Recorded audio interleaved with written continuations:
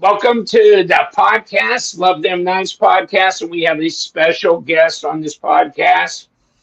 Andre buys with Olive Knives. And I wanted to get him on the show because I wanted to get his background information about the knife that he sent to me called the Arbor. Okay. And then it came in this box, if you remember my initial video that I did. And the thing is, I am going to do some outdoor testing with it. And here's the inner box, okay? But I'm going to do some outdoor testing with it.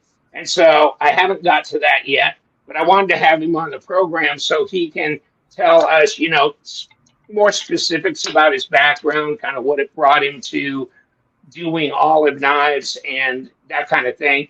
So thank you for joining us, Andre. Yeah, thank you for having me on here.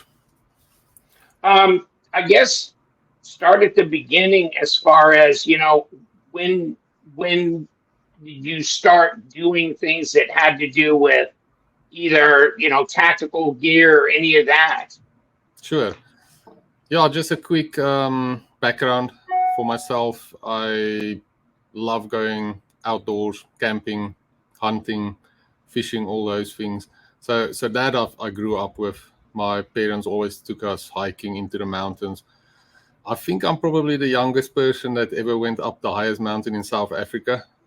I was 4 years old. So that's how I grew up. I went on studying engineering and I worked at a few companies. One of them was BAE Systems. So I was always involved in the military security products development. After that, I started developing less lethal weapons. And one of my products, you can see, it's a company called Burner. It's spelled B-Y-R-N-A. And I basically designed the pistol-sized launchers that they have.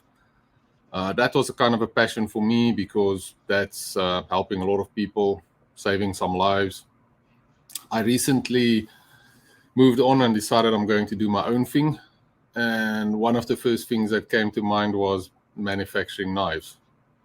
And I've got drawers full of knives that I'm sure a lot of people have. And I love my knives and I wasn't too happy with most of them. So I decided I'm going to create something myself. And that's where olive knives were born. Okay, that's great. And so at the time, you lived in South Africa, where you do not live in South Africa now, right? You live in the United States. Yes, I've been in the United States for the last 5 years. I moved over. I now live in Massachusetts, thinking of moving to New Hampshire potentially. But yes, I love the USA. Definitely a good move for me. But yes, like you said, I was in South Africa when I started working on Burner, and through that I moved over here. South Africa is it's a very good country in terms of things to do. There's a lot of hunting and outdoor activities, so that's where my passion came from. Okay. And so how long ago did you start thinking about designing and making knives? As a student, I actually made a few knives in South Africa. That was just like a side hobby. So I have a little bit of experience, or I had a little bit of experience with that through the designing of other high-tech products. I had to do a lot with different materials and different ways to heat treat materials and what we use in very high end applications. So that was a good mixing of the two together. I like to say our knives are high tech, new innovation mixed with the old traditions. So now tell us about what's the deal with the name Olive Knives, and then obviously the name Arbor is the the model name here. I mean, how did you come up with those names?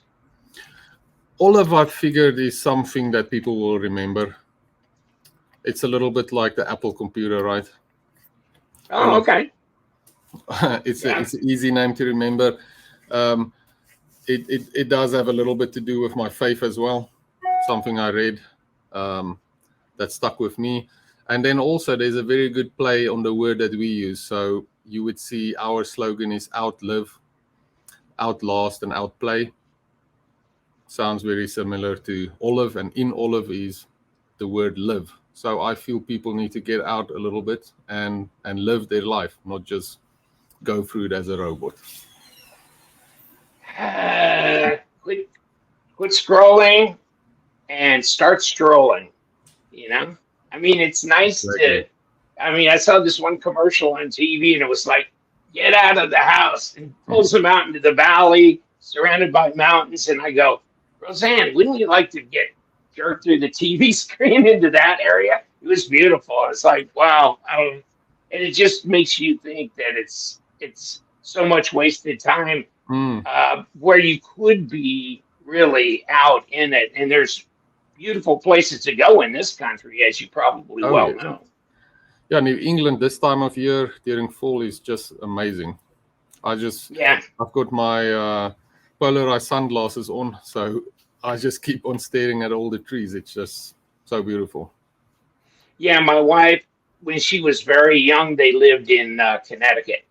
So she remembers going to Mystic Seaport and, Sturbridge Village and up into New England area and the trees and everything. So she liked that. Right now she's up in Illinois. So she's visiting her brother for a week. And that's where she was born, in Illinois, and kind of ended up there just after I met her. So, yeah. So her family's been from Illinois. In fact, my family, my dad and his ancestors were Illinois people. So I guess we got a lot in common there. So you got a tough knife going on here, my friend. You got it in Elmax. Now, what kind of machining work is done in South Africa, and what state are these knives in when they are shipped to the United States for heat treat and finishing? So we've got a 5-axis machine in South Africa, and that's why we started off with machining it in South Africa. That grind that we call the Fibonacci grind is extremely difficult to manufacture. As you can see, the lines line perfectly up, and that last angle is 2 degrees. So you can imagine, just if you're out by a few microns, it shows up. So that's why we have to machine it on a very high accuracy 5-axis machine. So that is what is manufactured in South Africa. We cut the blanks and they machine the grind on. Then they ship the blanks to us. Let me see if I've got one lying around. This is how we ship it here. You can also see there's a skeletonized full tank. Yeah, I was curious about that because there's no taking this apart once it's assembled. No. But then again, I guess if you want to lash it to something to use it as a spear or whatever, you can always do it right through these holes here. So yes, and if you really want to go bare knuckles, you can use one of those holes to make fire with a stick. Yeah. So this is how we ship it, and then the rest is all done here. We send it out for heat treatment. It comes back, and we need to do the surface finishing. We tumble it, we sharpen the spine, we sharpen the edge, we put the handles on that is sourced in the USA, and then we flare open those rivets, and then you can never get the handle off again. Yes, unless you drill it out. Yeah, okay, I get it.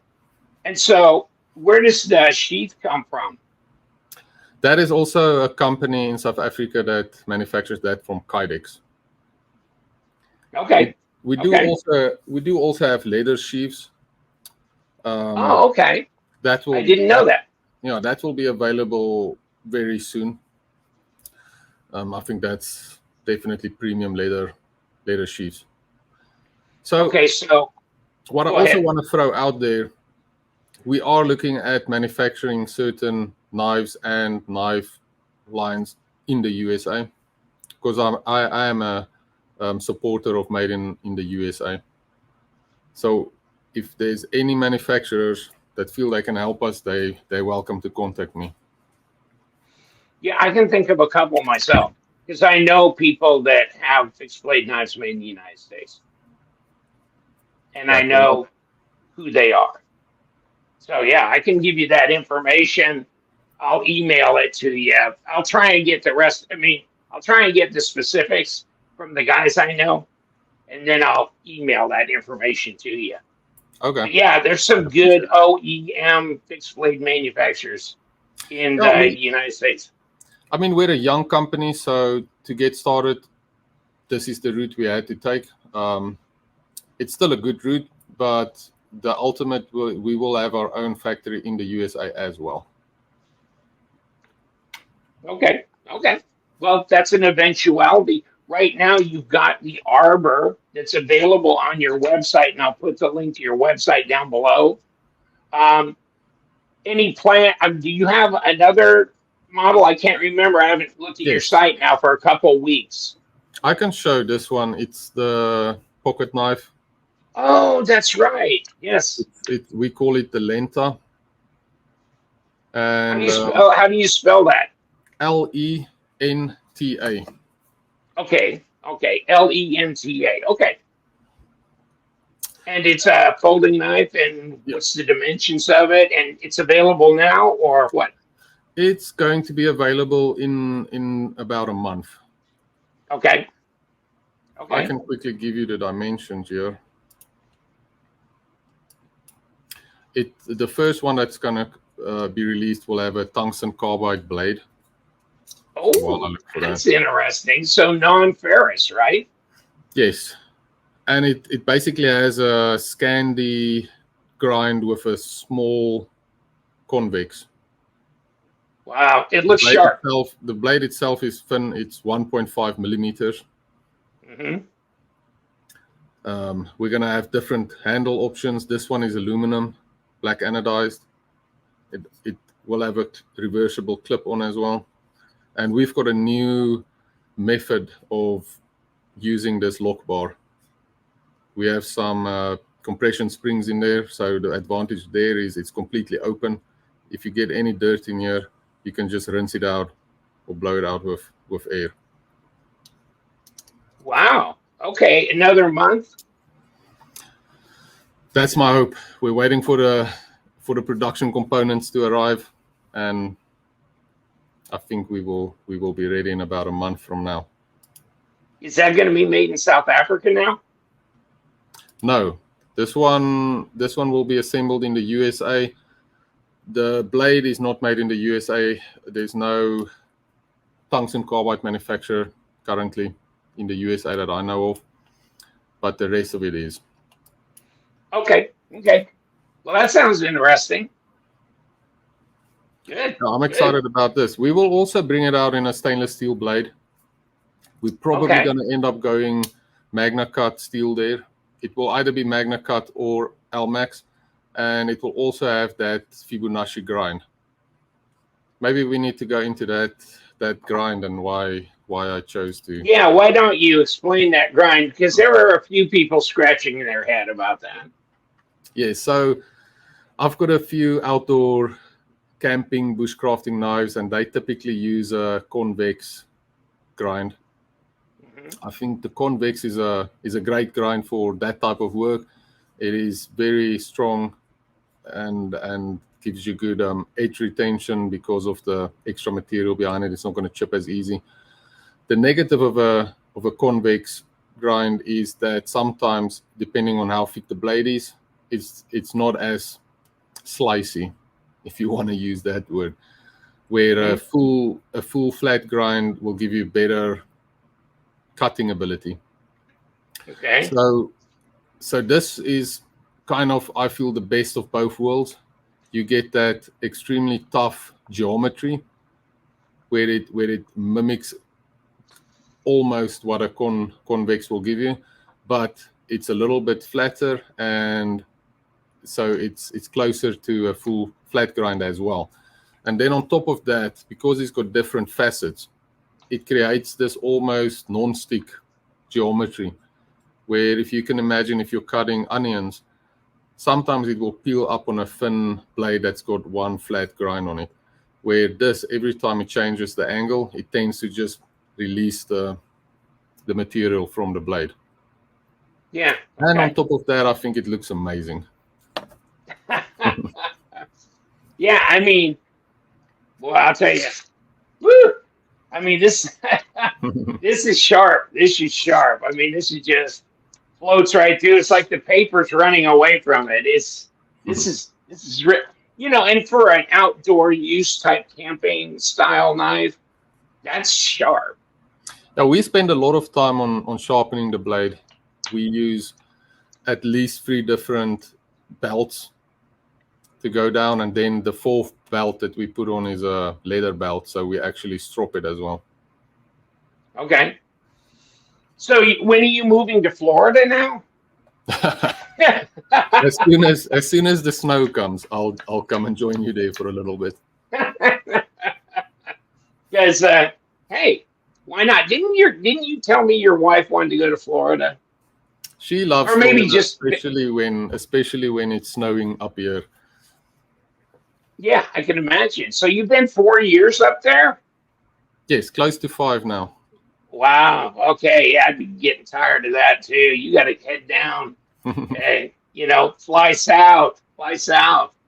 Okay, so this is the olive knife that we're talking about, and the outer box it's really a nice presentation. I'll put the link to my video on the first video that I did on this knife.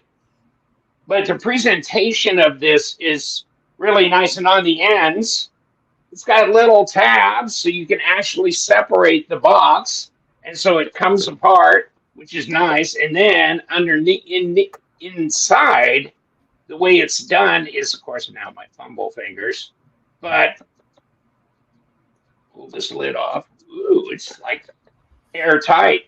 Okay, and then inside, got all kinds of information. The Arbor knife manual, camping recipes. That will be another video that Andre will do, not me. Okay, and I'll have to come over for a barbecue. and then these stickers, and we got all kinds of goodies right here. Okay, and then of course it all sits in this form-fitted box, and wow, it's impressive. And I understand there's some people go, I don't care about the box, I care about a good knife. Well, I like to know that when I'm spending money on a quality product, that the people who produce it care enough to have good presentation as well, to make you feel good. I mean, if you buy a Rolex watch, they ain't gonna throw it in a paper bag. Exactly. Actually, yeah, just saying. It is a premium knife. We don't currently focus on making the cheap knives. Everything is the highest quality materials we can find. So I'd feel bad to put a $400 knife in a plastic bag. I got plenty of plastic bags over here if you ever change your mind. No, I mean, the name is here, but this is nicely contoured, kind of a crown spine all the way across until it's not. And then you had mentioned that you do this grind here, right? The flat grind on top of the edge for fire starter use, right? Yes, exactly. With a ferro rod. Yeah. Rod not included, but you can get those like by the billions anywhere. So yeah, that's not a problem. We have an attachment that we will offer very soon as well. All right. Okay. Good. Good to know. All right. So I need to pause because, I mean, not pause, but kind of short circuit our conversation for a minute because on these podcasts, we do a giveaway. And the last podcast I did, we didn't complete the giveaway.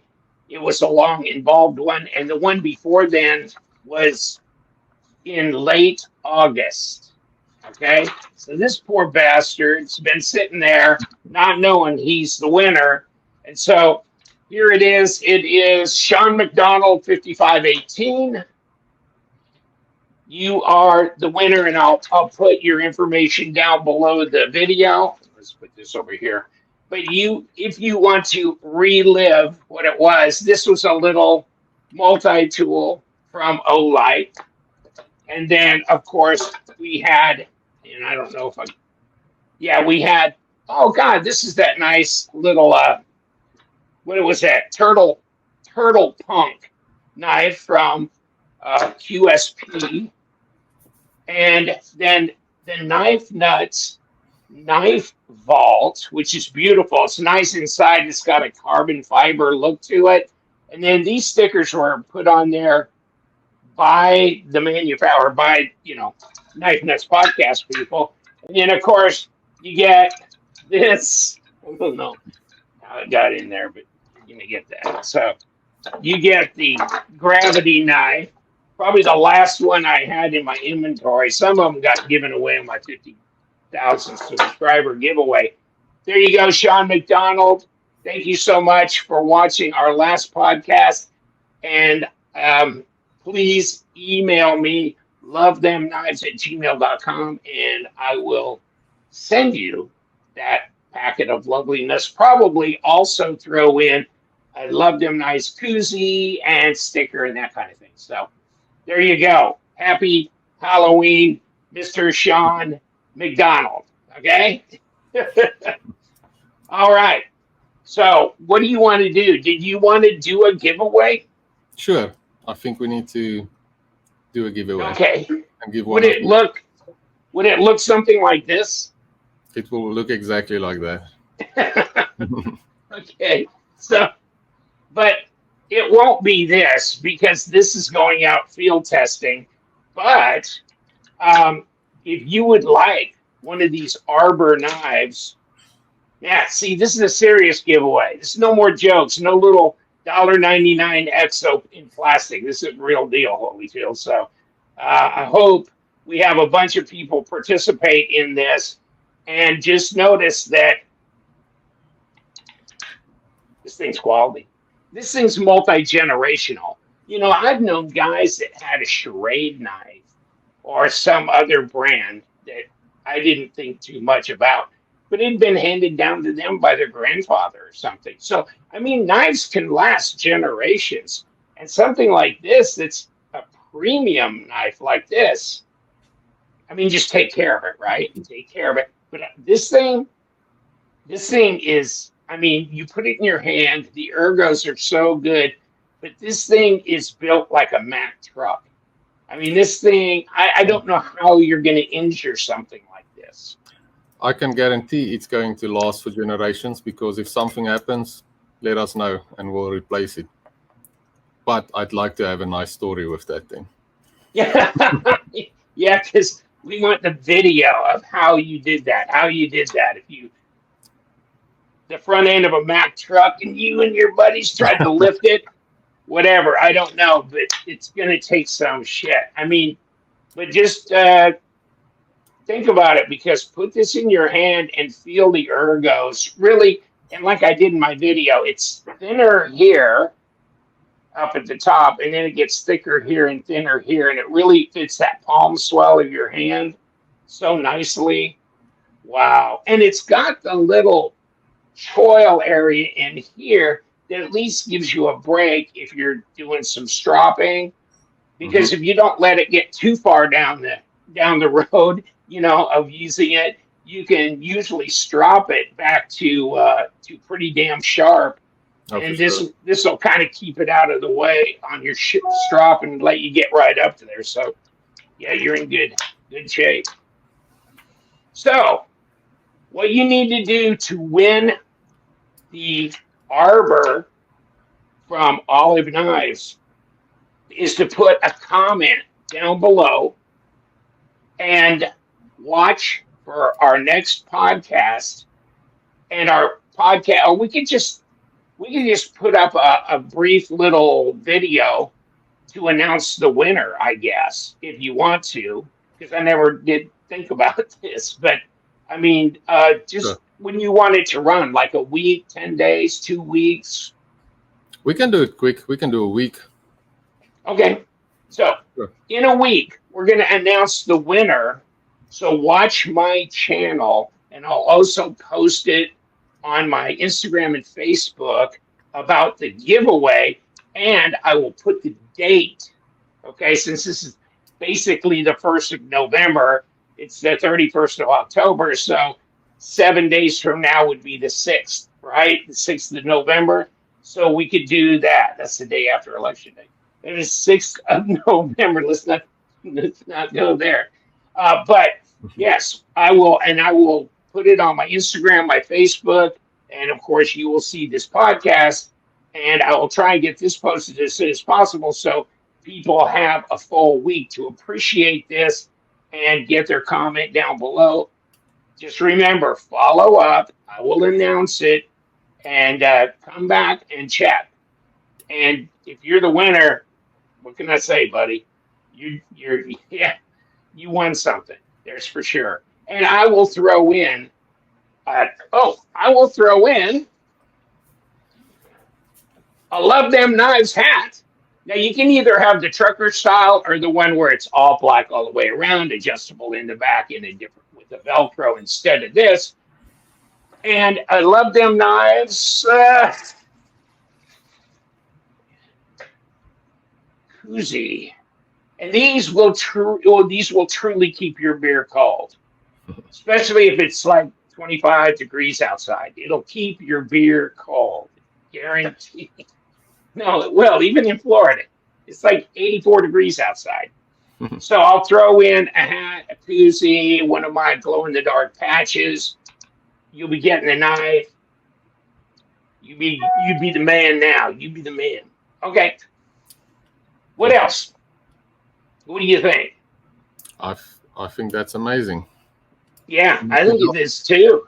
I think it's great. I mean, you're going to love the feel of this knife in your hands. Okay. And you're right. I mean, I don't know what I could do with this knife. No, I don't see this knife as a bushcraft knife, like chopping branches or anything. If it was more like a 16-inch total overall knife, yes, but this is a 4.5-inch blade. Mhm. I see this more as something that you could use to field dress, game, or create kindling for a fire, or just kind of a general camp knife, don't you Well, think?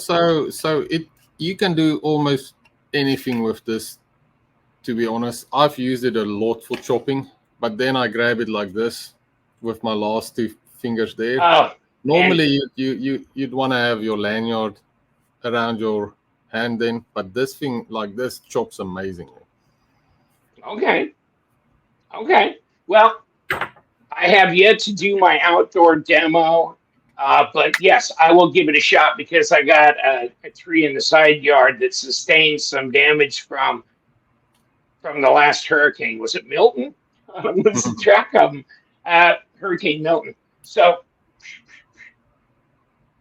branch about yay big around, that kind of thing. Chop That'll that, work. see how that is to go. And then I've got some pieces of wood that I'm going to baton through and do some whittling on and this and that. Just kind of check the edge and everything. And make sure, the edge doesn't. I don't think you're going to roll the edge on this, to tell you the truth. Not the way it's set up. No. So, okay, hey, I'll let you go. I know you got things to do, but I appreciate you visiting with us about olive knives, the Arbor knife, the upcoming folding knife. I'm interested in the carbide one. Oh yes, That would be cool. I will. You know why? Because I've got the Sandrin knife too. And I think that is way cool. With the carbide, it's sharp. It stays sharp. I don't know. Seems like forever, right? That's the thing. I have a lot of pocket knives that's really dull, and I've been using the tungsten alongside, and it's still sharp as the day I started using it. So definitely It's amazing. advantage. And it ain't going to rust. You're in Southern Florida. It's 85 to 100 degrees. It's sopping humid outside. Is it going to rust? Is it going to rust? No. Nope. It's Definitely not going to rust. And it tends to be very light. Well, it's a 1.5 millimeter thick blade. Ours has a little bit of mass to it, but it's not too heavy. Yeah. So that'd be great. That'd be great. I'm looking forward to checking that out. Once again, thank you for offering the giveaway and telling us more about your company. And if you're going to bring the wife down here, let me know, because she can meet my wife, and then they'll talk about us and how much of a problem we are. Oh, yes. Sure. You know how that goes, right? I will definitely take you up on that. We'll test out the recipes in the book. So we'll have to start a few barbecues there. That would be fun. I've got a big grill in the back, that kind of thing. So that'd be fun. That'd be fun. Sounds all right. Thank you, sir. Andre. Yeah. Thank you for having me. The man with olive knives. I appreciate you being on. Thank you for giving us a background on your company. That's a pleasure. Thanks for having me on.